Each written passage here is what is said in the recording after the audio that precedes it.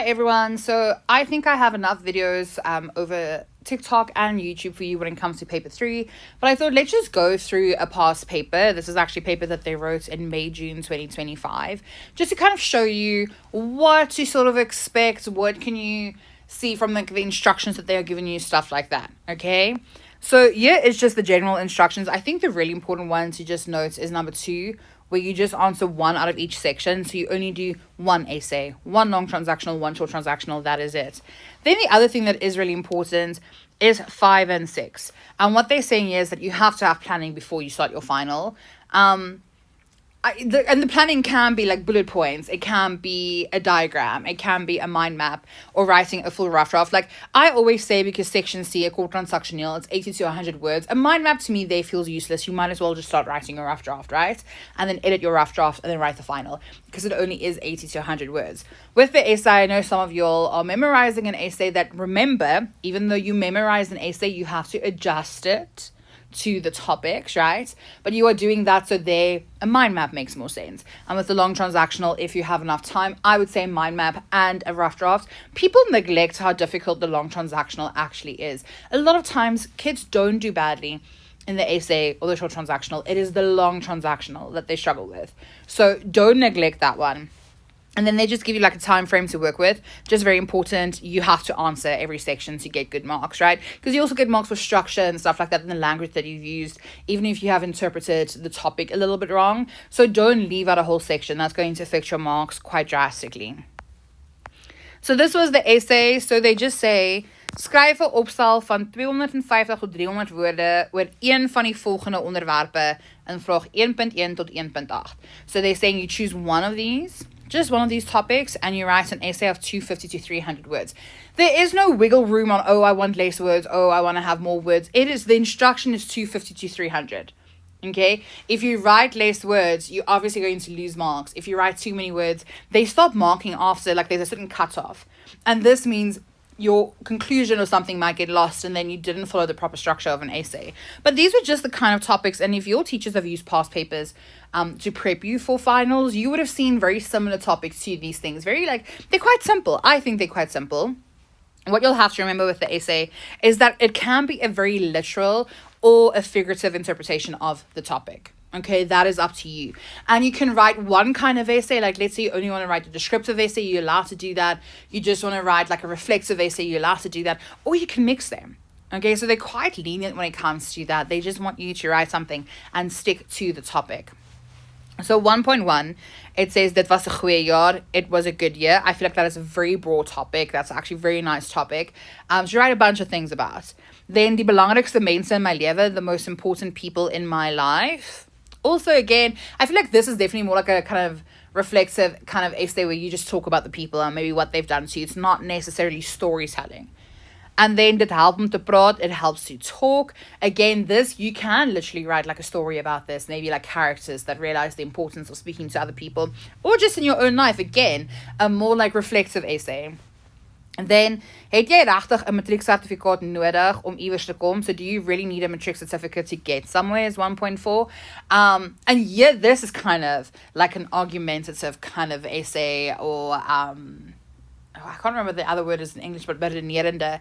So where you kind of say yes or no, and maybe you have options for why yes it is important, why no it's not necessarily needed, stuff like that. Also, again, quite a good topic, and I feel like you can write something about that. The reality is, though, I don't think if you have prepped an essay, most of y'all have prepped like full on creative essays and not necessarily like more so argumentative essays, because an argumentative essay is a little bit difficult one to write. And then, jong mense weet nie hoe met geld te werk nie. Young people don't know how to work with money. But this one, again, can be quite literal or quite figurative. You can tell a story of someone, a young person who didn't know how to work with their money, or you can just like reflect on it. With 1.1 to 1.5, you can just use what they've given you as the topic. So you would, as the title. So you would say 1.1, dit was 'n goeie jaar, that is your title. Then we get to the pictures. And it says you just choose one of them and gee jou opstel 'n geskikte titel. You have to give your essay a proper title. So yeah, you have to make a title up. So this one is quite broad, but you also have to remember you have to write about the whole picture. So you can't, for example, just write about this. This whole thing, I think, comes down to like hobbies, right? Because there's things for, well, it looks like something that you make matcha with, but I think like they were going for like baking or cooking. There's a camera, photography, a soccer ball, whatever those things are, a guitar, the tafeltennis quickies. So this is more so about like hobbies, maybe the importance of hobbies. And then 1.7 has the 4 different seasons. But again, this can be very literal or figurative. You can quite literally write about the fact that we have 4 different seasons and how do we experience them here in like Gauteng specifically, because that's where I am based. Because I think all of us know at this point that there is no more lente, which is spring, because it just gets really, really hot immediately. Or you can talk about the different seasons in your life, you know, and use it like, remember the more deep and the more figuratively deep your essay is, the better your marks will be. And then 1.8 is just 2 people reading under a tree. So it's very, in my opinion, it is very, very basic topics. But if you went and you prepped something like my vakansie, okay, you are going to have to try and adjust it to one of these topics. So maybe you can do this where it says that was a goeie jaar. You can talk about how, you know, in your introduction, your first paragraph, how it was a good year and how you ended your good year with a good holiday. Something in that line. It can also fall under the most important people in my life. But then if the essay that you wrote about your vakansie was mainly focused on like the environment, yeah, you would have to change it to the people that are important that went with you. So always adjust the essay that you have memorized. Then section B, which, as I said, people sometimes neglect to realize how difficult section B actually is. The first one is an informele brief. Now, keep in mind that an informele brief is a friendly letter, a vriendskaplike brief. Oh, and sorry, it's 120 to 150 words. Here, you do not take the layout into consideration for your word count. So with the informal letter where you write the dates and the address and stuff like that, that is not part of your word count. You start from liewe, where you greet someone, up until the end. So it says, jy het geld nodig vir extra lesse om vir hierdie eksamen voor te berei. So it gives you like a statement. It says you need money for extra lessons to prepare for the exams. Voor te berei means prepare. Now it gives you the instruction. Skryf vir jou ouma 'n brief en vra vir haar om vir hierdie klasse te betaal. So it's saying you're writing a letter to your grandmother to ask her to pay for these lessons. So you don't just read the first sentence, read the whole thing. They're telling you who you are writing a letter to. You are writing it to your grandmother. Then 2.2 is an e-pos, okay, which is an email.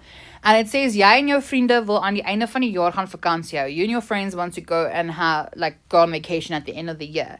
Hulle het vir jou gevra om al die nodige inligting te kry oor die hotel waar julle wil gaan bly. Your friends have asked you to go and get the information of the hotel where you want to live. Now it says, skryf 'n e-pos aan die bestuurder van die hotel. So bestuurder is the manager. So you are writing an email to the manager of the hotel to get all the information that you would need. So it is more of a formal email than an informal email. And then agenda en notule is basically, what is notule again? Like the agenda for a meeting and what was said, basically, the note, like the minutes. So it says die sokkerkomitee hou 'n vergadering om die sokkerspan se toer na Lesotho te bespreek. So it says the soccer committee got together and they had a meeting. A vergadering is the Afrikaans word for meeting, to discuss the soccer team's trip to Lesotho. Then it says, use the agenda that was given to you, and then you write the notule, like the minutes of the meeting. So what was said in the meeting. So you would have to have, what did they say with opening and verwelkoming? What did they say in the opening and the welcoming? What did they say by willing verskonings? Who is there? Who is not there? Like, who said they can't come? Then notule van vorige vergadering, what was said in the previous meeting. But obviously, this would all have to be very summarized. Okay. And then the informele toespraak is an informal speech. Again, it's one of the easier topics to choose when it comes to the layouts, because you basically have an introduction, a body, and a conclusion. And informeel means your language does not have to be too fancy. So it says, die jong mense in jou dorp kom een keer elke maand bymekaar om oor positiewe dinge te gesels. So it says, the young people in your town get together once a month to talk about positive things. By die volgende ontmoeting wil jy vir hulle vertel waarom dit belangrik is om goeie vriende te kies. So at the next meeting, you want to talk to them. You are the one that wants to talk to them about the importance of choosing good friends. And now it says, write this informal speech. So you're doing this speech to a bunch of young people about the importance of choosing your friends. So you're talking to your peers, and that is why it would be informeel. And this section is out of 30, and again, you only choose one. Then we have the kort transactional, the short transactional. Okay, So it says it's 80 to 100 words. It's very little words. And yeah, a lot of times the layout will form part of your word count. Like if you're going to do an advert and you're going to say var where, that var is part of your word count. So that's a little bit different from the long transactional. So we have an advertensie, which is 3.1. Jy het 'n dansklub begin, you started a dance club. Jy wil hê mense moet by die club aansluit. You want people to join the club. Daarom wil jy die club adverteer. So you want to advertise this club. So you're making an advert to advertise your dance club.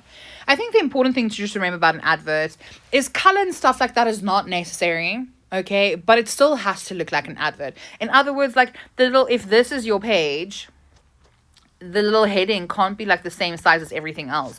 Obviously, your heading will be like a little bit bigger and then all the extra details will be smaller. You can draw a picture, but this again doesn't count towards marks because it's unfair. Like the picture does not contribute to the marks, but it still has to look like an advert. And one of the other things that's really important about an advert that people sometimes forget is an advert has to be very personalized and it has to be quite manipulative. Okay, you have to use personal pronouns. You have to make people want to join, so give them discounts. Say if you join now, you'll get 20% off. Okay, off. You'll get 20% off, stuff like that. Then a dagboek inskrywing. With a dagboek inskrywing, a diary entry, they're always going to ask you to do it over 2 days. Okay, well, the last few years, they've always asked people to do it over 2 days. So it just says, jy het jou uitslae. Uitslae is the Afrikaans word for results. So jy het jou uitslae van hierdie examen gekry. You got your results of this exam. This would now be like the mid-year exam, right? Maak die volgende 2 dagboek inskrywings. So make the following 2 diary entries. And then they give you like the detail. The first one is die aand voor jy jou uitslae gekry het. So the night before you got your results. And then die aand nadat jy jou uitslae gekry het, the evening after you got results. And remember, these two together still has to contribute like 80 to 100 words. So each day will either be 40 to 50 words, and that's it. Not one day is 100 and the next day is 100, no. Okay, 40 to 50 words each. And then a dagboek inskrywing is quite nice. It's also informal. You're writing to yourself. You're using personal pronouns. You're talking about emotions. That's it. So then we have rigtingaanwysings, which like they are directions. Usually they give a map. Yeah, they didn't. Okay. But it just says, jy het 'n nuwe maat wat nog nie weet waar die winkelsentrum op die dorp is nie. So you have a new friend in the area that doesn't know where the shop is. The shopping center is in the new like town. Gee vir jou maat duidelike rigtingaanwysings vanaf die hoërskool tot by die winkelsentrum. Noem 'n paar straatname en bakens. So they're saying, give your friend clear directions from the high school to the shopping center, and you have to name street names and bakens. Bakens are like little like icons that says like there's a garage next to the road, there's like a pink house next to the road, there's a massive like willow tree, not that would be there, like next to the road, stuff like that. And then it just says skryf rigtingaanwysings puntsgewys en in vol sinne neer. With this, the one thing that is nice about directions or instructions is that it's always going to start with a verb. Because basically when you give directions, you're also giving instructions. So you would say, draai links by Susanstraat. You know, you're giving instructions the whole time. So yeah, and that's basically it. This last page is blank.